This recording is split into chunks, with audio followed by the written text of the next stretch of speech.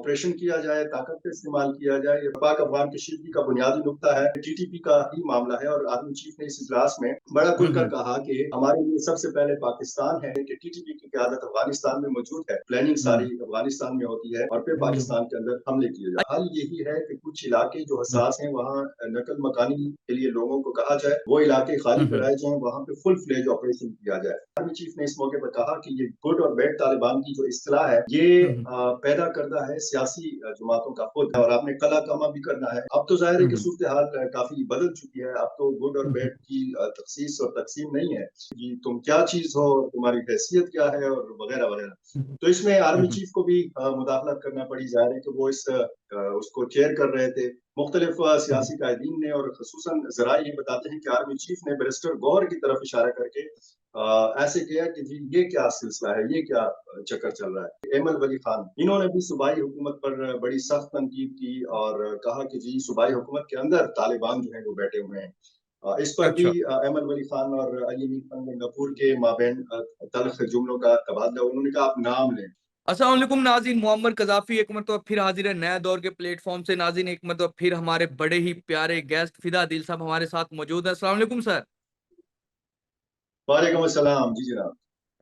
फिदा भाई, सबसे पहले बताएं कि क्या केपीके में चल क्या रहा है। आर्मी चीफ सामने होते हैं, गवर्नर केपी के और वजीर आला केपी के लड़ने लग जाते हैं, तलख कलामियां हो जाती। क्या ये सारी स्टोरी बताएं ना हमारे नाज़रीन को।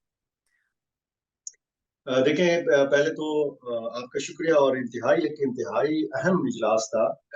आर्मी चीफ ने सियासी कायदीन से मुलाकात की पेशावर में और मुख्तलिफ सियासी जमातों की। एक तो अहमियत इस चीज़ की ये है कि पीटीआई के जो चेयरमैन हैं बैरिस्टर गौहर, ये भी इस इजलास में मौजूद थे और बाकी सियासी जमातों के लोग जो हैं वो भी इस इजलास में शरीक थे। तो जाहिर है कि एक अच्छा सिलसिला था और खसूसन वो सियासी जमातें हैं, वो मजहबी सियासी जमातें भी शरीक थीं कि जिनका एक खास मौक़िफ़ है, खसूसन दहशतगर्दी के हवाले से, दहशतगर्दी के खिलाफ जंग के हवाले से, दहशतगर्दी से निमटना कैसे है, ताकत का इस्तेमाल करना है या मुज़ाकरात के ज़रिए मसाइल हल करने हैं, अफ़गानिस्तान की हुकूमत के साथ कैसे निमटना है और जो पाकिस्तान का एक मुतालबा है टीटीपी के हवाले से, उस मामले को कैसे हल करना है। तो ज़ाहिर है कि मुख्तलिफ सियासी जमातों को एक साथ बिठाया गया था और ये वो मुख्तलिफ सियासी जमातें हैं कि जिनका एक मौक़िफ़ नहीं है इन तमाम इश्यूज़ के हवाले से।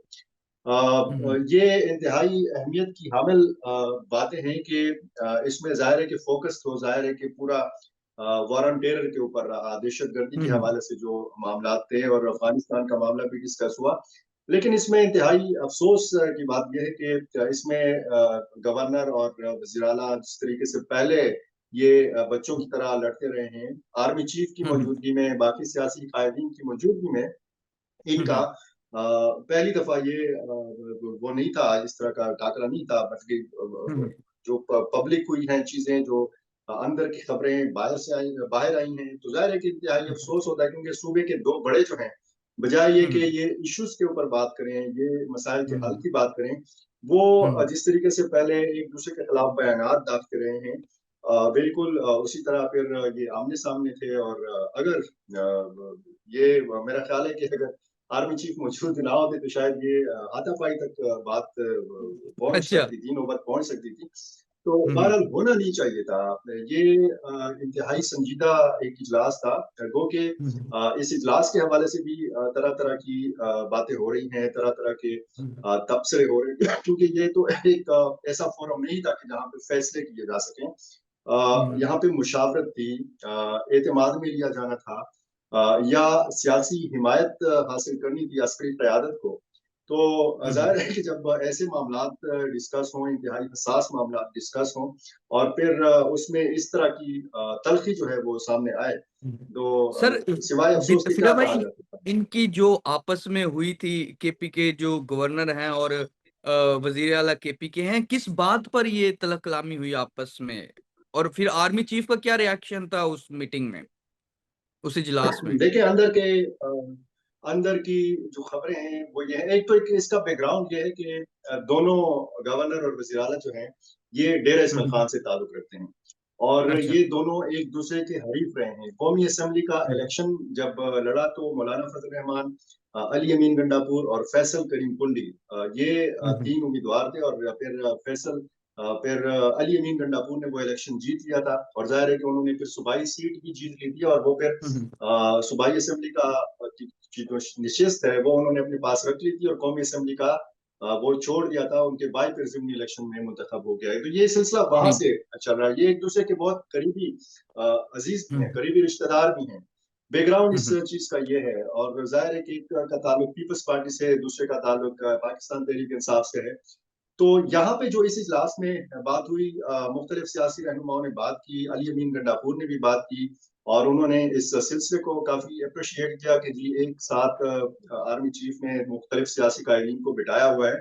हालांकि ये वज़ीर-ए-आला का काम था कि वो तमाम सियासी जमातों के काबिरीन को बुलाते और इस संगीन नोयत के मामलात पे उनसे बात करते। हुँ, हुँ। जब उनकी बात हो गई तो आखिर में जब मौका मिला गवर्नर फैसल करीम कुंडी को, अच्छा सर, तो इस जब उन्होंने इनकी एक तो सूबाई हुकूमत। जी, जी, फिदा भाई जब इनकी तलब कलामी हुई तो आर्मी चीफ का क्या रिएक्शन था? उन्होंने कुछ कहा नहीं, कुछ बोले मैं नहीं, क्या क्या रिएक्शन था? मैं उसी तरफ आ रहा हूँ। मैं आपको सब पूरी स्टोरी बता रहा हूँ। जी, जी, जब जी, जी। गवर्नर ने ये बताया कि सूबे में अमन अमान की खराब सूरत हाल है, और इसमें सूबाई हुकूमत की नाअहली है, खुसूसन हुँ, हुँ, जनूबी अजला का। उन्होंने बन्नू डिवीजन का, डेर इस्माइल खान डिवीजन का जिक्र किया, और उन्होंने कहा हुँ, कि हुँ, वहाँ पे शाम के बाद पुलिस गश्त नहीं कर सकती, पेट्रोलिंग नहीं कर सकती, वहाँ पे सरकारी मुलाजमीन गश्त नहीं कर सकते। और वफाकी हुकूमत की जानिब से सूबाई हुकूमत को दहशत गर्दी के खिलाफ जंग की मद में 500 हुँ, अरब हुँ, रुपए से ज्यादा जो रकम है वो दी गई है। तो इस पर टोका हुँ, अली अमीन गंडापुर ने फैसल करीम हुँ, हुँ, कुंडी को कि जी आप गलत बयानी कर रहे हैं। हमें विफाक की हुँ, तरफ से ऐसा कोई बड़ी रकम नहीं मिली इस मद में। हुँ, तो इस पर गवर्नर ने कहा कि जी आप अपनी बात कर चुके हैं, मुझे अपनी बात मुकम्मल करने दें, और उसके हुँ, बाद हुँ, अगर आपने मेरी बात की तरदीद करनी है तो फिर आपका हक है, आप फिर अपना मौक़िफ़ सामने रखें। तो हुँ, इसमें हुँ, फिर तलख़ कलामी हुई। तो फिर जो रिवायती एक स्टाइल है अली अमीन हुँ, गंडापुर साहब का, उसी स्टाइल हुँ, में हुँ, उन्होंने कहा कि जी तुम क्या चीज़ हो, तुम्हारी हैसियत क्या है, और वगैरह वगैरह। हुँ, तो इसमें हुँ, आर्मी हुँ, चीफ को भी मुदाखलत करना पड़ी। ज़ाहिर है कि वो उसको चेयर कर रहे थे, हुँ, बाकी हुँ, सियासी कायदीन ने भी। और अली अमीन गंडापुर ये उठ कर चले गए कि जी मैं सिगरेट पी हुँ, के वापस आता हूँ। और जब अच्छा, गवर्नर की तकरीर मुकम्मल हुई तो उसके बाद ये फिर आए। बैरिस्टर गौहर भी हुँ, खासा जो है मुश्किल सूरत हाल से दो चार थे। मुख्तलिफ हुँ, सियासी कायदीन ने, और खसूसन जरा ये बताते हैं कि आर्मी चीफ ने बैरिस्टर गौहर की तरफ इशारा करके ऐसे किया कि जी ये क्या सिलसिला है, ये क्या चक्कर चल रहा है। तो फिर हुँ, हुँ, इसमें बाकी सियासी कायदीन ने भी मुदाखलत की, और इसमें तल्ख कलामी की सूरत हाल जो है वो ये भी ज़राए बताते हैं कि एमल वली खान, जो अवामी हुँ, नेशनल हुँ, पार्टी के सरबराह हैं, इन्होंने भी सूबाई हुकूमत पर बड़ी सख्त तनकीद की, और कहा कि जी सूबाई हुकूमत के अंदर तालिबान जो है वो बैठे हुए हैं। इस पर भी अच्छा, एमल वली खान और अली अमीन खान गंगापुर के माबैन तल्ख जुमलों का तबादला। उन्होंने कहा आप नाम लें, कौन हुँ, हुँ, सूबाई हुकूमत में तालिबान का नुमाइंदा या तालिबान बैठा हुआ है। तो फिर उन्होंने हुँ, हुँ, खामोशी इख्तियार की अहमद वली खान ने, लेकिन उसके बावजूद हुँ, फिर जब उनका इसरार बढ़ा अली हुँ, अमीन हुँ, गंडापुर का, तो फिर उन्होंने नाम लिया बैरिस्टर सैफ साहब का, जो सूबाई हुकूमत के तर्जुमान हैं।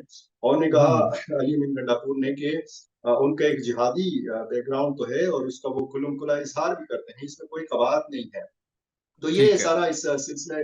और इसमें जो खास बात है, चूंकि हम पाकिस्तानी मीडिया, आपको पता है कि ये जो हुँ, अंदर की हुँ, खबरों में ये जो मिर्च मसाले वाली खबर, इस पे ज्यादा फोकस रखते हैं। और जो बिल्कुल। असल मुद्दा है, जो असल मकसद था इस मुलाकात का, वो हुँ, ये था कि एक इत्तेफाक राय पैदा किया जाए कि जी इस हुँ, मसले हुँ, से, इंतहा पसंदी से, मिलिटेंसी से हुँ, कैसे निपटा जाए। हुँ, हुँ, ऑपरेशन किया जाए, ताकत का इस्तेमाल किया जाए, या फिर बातचीत के जरिए मसाइल हल किए जाएं। तो फिर इसमें इत्तेफाक राय ये हुआ, तमाम सियासी जमातों ने इस चीज की जरूरत पर जोर दिया कि हुँ, हुँ, अफगान हुकूमत के साथ, तालिबान हुकूमत के साथ मुज़ाकरात होने चाहिए, बातचीत के दरवाजे बंद नहीं करने चाहिए, और हुँ, हुँ, एक ऐसी सिफारतकारी होनी चाहिए कि दोनों मुल्कों की तिजारत भी बहाल हो। क्योंकि जितनी हुँ, भी हुँ, ये सियासी लीडरशिप बैठी हुई थी, उसमें अक्सरियत ज़ाहिर है कि इस पश्तून इलाकों की थी, खैबर पख्तूनख्वा से उनका ताल्लुक था। तो हुँ, हुँ, उन्होंने ज़्यादा ज़रूरत इस चीज़ के ऊपर उन्होंने जोर दिया कि दोनों मुल्कों के अवाम मुतासिर हो रहे हैं, दोनों मुल्कों के जो ताजिर हैं, ये हुँ, मुतासिर हुँ। हो रहे हैं पाक-अफ़गान कशीदगी की वजह से, और पाक-अफ़गान कशीदगी का बुनियादी नुक्ता है, वो आपको पता है टीटीपी का ही मामला है। और आर्मी चीफ ने इस इजलास में बड़ा हुँ, खुलकर हुँ। कहा कि हमारे लिए सबसे पहले पाकिस्तान है, और अफ़गानिस्तान के साथ जो मामलात ख़राब हैं, तो ज़ाहिर है कि ये इसी वजह से है कि टीटीपी की क़यादत अफ़गानिस्तान में मौजूद है, और हुँ, हुँ। वहाँ से सरहद पार दखल-अंदाज़ी होती है, और प्लानिंग हुँ, सारी अफ़गानिस्तान में होती है, और फिर बिल्कुल। पाकिस्तान के अंदर हमले किए अच्छा, जाते हैं। टीटीपी के तो ये हवाले से आर्मी चीफ ने टीटीपी के हवाले से कोई नॉर्मल गुफ्तगू की, लेकिन क्या वो अग्रेसिव थे टीटीपी को लेके? क्या था उनके जेस्चर क्या थे? देखें, एक तो इस इजलास में गुड और बैड तालिबान की बात हुई। अच्छा। ज़ाहिर है कि इसमें फिर मिलिट्री एस्टेब्लिशमेंट के ऊपर भी एक इल्ज़ाम ये आयद किया जाता है, मुख्तलिफ सियासी जमातों की तरफ से आयद किया जाता है कि हुँ, हुँ। इन्होंने ही तालिबान को पाला, इन्होंने ही गुड तालिबान की इस्तिलाह जो है, ये ईजाद की। हुँ, तो हुँ। आर्मी चीफ ने इस मौके पर कहा कि ये गुड और बैड तालिबान की जो इस्तिलाह है, ये हुँ, हुँ। पैदा करदा है सियासी जमातों का खुद, क्योंकि आपने जो 3 टी हुँ, पॉलिसी दी हुई थी कि जी आपने हुँ, हुँ। डायलॉग भी करना है, आपने डेवलपमेंट का भी हुँ, करना है, हुँ। और आपने कला कमा भी करना है, हुँ, हुँ। इन दहशतगर्दों का सफाया भी करना है। तो इस बीच में से फिर वो गुट तालिबान बरामद हुए।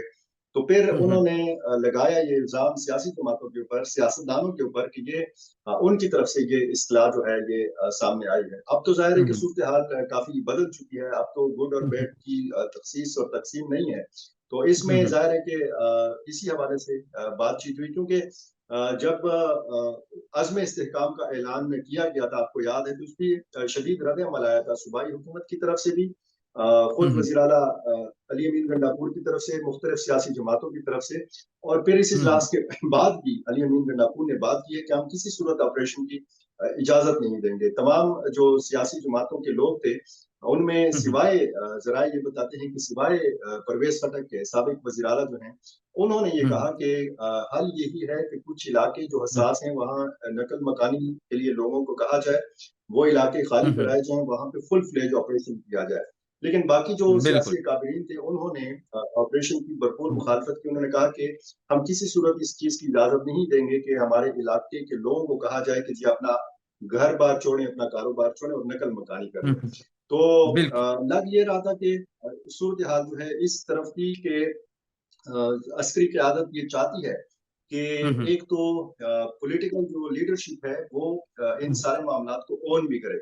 अगर ठीक है। ऑपरेशन या इंटेलिजेंस बेस्ड ऑपरेशन करना है, तो पॉलिटिकल क़यादत इसको ओन करे। अगर हुँ, हुँ। बातचीत का कोई सिलसिला निकालना है, तो फिर पॉलिटिकल जो लीडरशिप है, वो इसको ओन करे। और ये तो हुँ, बहुत पहले से वाज़ेह किया गया था सियासी हुकूमत की तरफ से भी, अस्करी क़यादत की तरफ से भी, कि आइंदा अगर कोई मुज़ाकरात होंगे, तो वो माज़ी की तरह टीटीपी के साथ नहीं होंगे, वो बराह रास्त अफ़गान हुकूमत के साथ होंगे, तालिबान हुँ, हुँ। हुकूमत के साथ होंगे, क्योंकि बहुत सारे मामलात जो हैं, उनके हाथ में हैं। बिल्कुल। बिल्कुल जी, तो नाज़रीन, जैसा कि फ़िदा दिल साहब ने बताया कि अगर कोई मुज़ाकरात की बातचीत होगी और मुज़ाकरात होंगे, तो वो अफ़गान तालिबान से होंगे, और टीटीपी के हवाले से जो आर्मी चीफ़ हैं, वो बड़े क्लियर हैं कि उनको छोड़ा नहीं जाएगा। फ़िलहाल के लिए नाज़रीन, नया दौर से मुअम्मर क़ज़ाफ़ी को और फ़िदा दिल साहब को इजाज़त दीजिए। खुदा हाफ़िज़।